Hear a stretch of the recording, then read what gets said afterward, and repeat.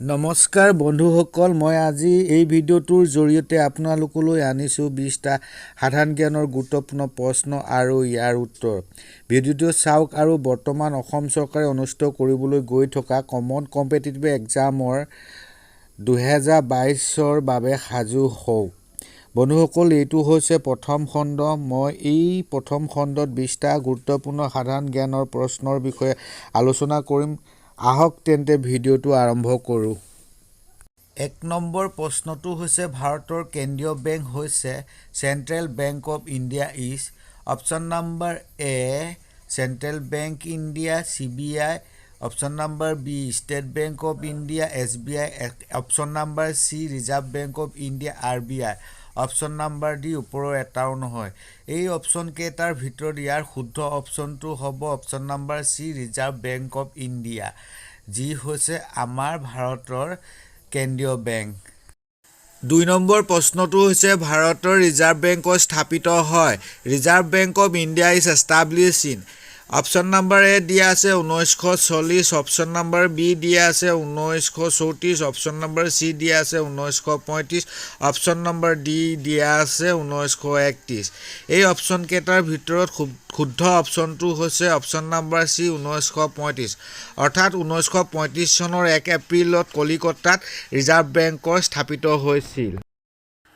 3 number প্ৰশ্নটো হৈছে ভাৰতৰ ৰিজাৰ্ভ বেংক ৰাষ্ট্ৰীয়কৰণ কৰা হয়। Reserve bank of India is nationalised in.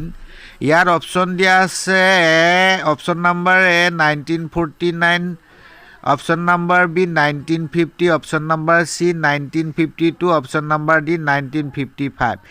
এই 4টা অপশ্যনৰ ভিতৰত ইয়াৰ শুদ্ধ অপশ্যনটো হ'ব অপশ্যন নম্বৰ এ 1949 চন, কাৰণ 1949 চনৰ জানুৱাৰীত ৰিজাৰ্ভ বেংকৰ ৰাষ্ট্ৰীয়কৰণ কৰা হৈছিল।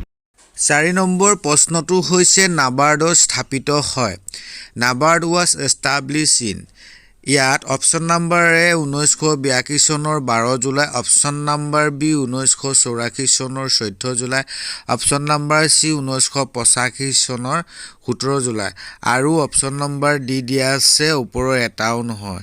এই অপশ্যন 4টাৰ শুদ্ধ অপশ্যনটো হ'ব অপশ্যন নম্বৰ এ 1982 চনৰ 12 জুলাই আৰু নাবাৰ্ডৰ ফুল ফৰ্মটো হৈছে national bank for agriculture and rural development. বন্ধুসকল, এতিয়া আহক 2019 চনত অনুষ্ঠিত হোৱা DHSৰ গ্ৰেড 4 এক্সাম যেনে পিয়ন, chowkidar, ward boy, ward girl আদি পদৰ যি এক্সাম হৈছিল সেই পেপাৰখনৰ কেইটামান প্ৰশ্ন চাওঁ। যিহেতু হৈ যোৱা পৰীক্ষাৰ পৰা বহুতো কুৱেশ্যন অহা দেখা যায় আৰু লগতে কেনেকুৱা প্ৰশ্ন আহিব পাৰে আপোনালোকে অনুমান কৰিব পাৰিব।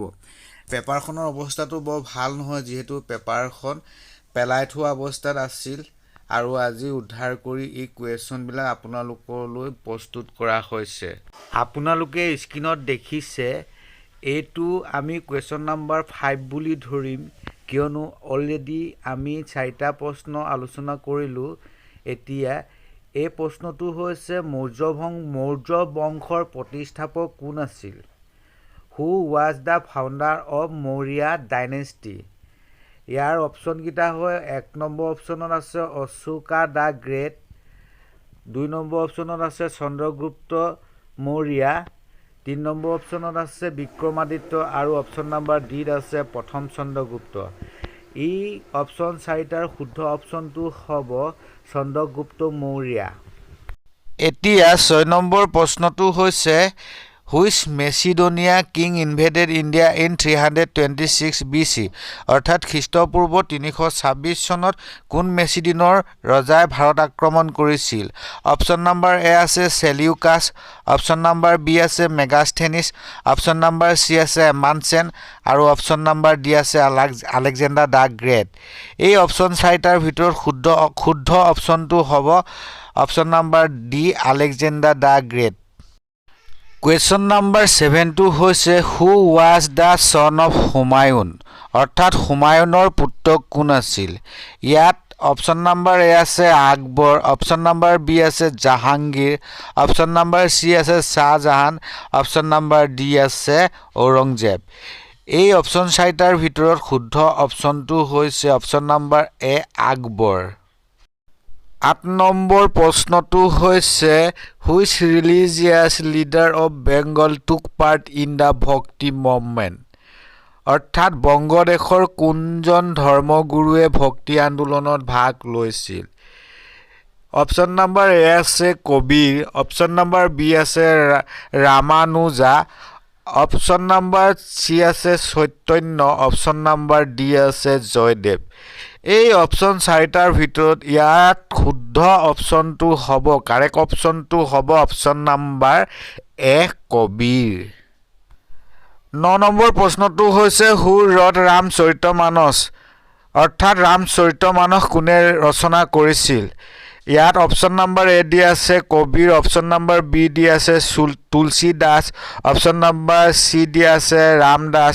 অপশ্যন নম্বৰ ডি দি আছে নানক এই চাৰিটা অপশ্যনৰ ভিতৰত শুদ্ধ অপশ্যনটো হ'ব অপশ্যন নম্বৰ বি তুলসী দাস ১০ নম্বৰ প্ৰশ্নটো হৈছে the quit India movement was launch in the year অৰ্থাৎ ভাৰত ত্যাগ আন্দোলন কোন চনত আৰম্ভ হৈছিল ইয়াত অপশ্যন নম্বৰ এ আছে ১৮৫৭ চন অপশ্যন নম্বৰ বি আছে ১৯২০ চন অপশ্যন নম্বৰ চি আছে ১৯৪২ চন আৰু অপশ্যন নম্বৰ ডি আছে ১৯৪৬ চন ইয়াত শুদ্ধ অপশ্যনটো হ'ব অপশ্যন নম্বৰ চি ১৯৪২ চন বন্ধুসকল আমি বৰ্তমান DHS অৰ্থাৎ director of health service Assam অৰ্থাৎ অসম স্বাস্থ্য বিভাগৰ বিগত বৰ্ষত অনুষ্ঠিত হোৱা পৰীক্ষাৰ কুৱেশ্যন পেপাৰ আলোচনা কৰি আছোঁ এই কুৱেশ্যন পেপাৰখন যোৱা ২০১৯ চনৰ DHS আছাম গ্ৰেড 4 এক্সামৰ হয়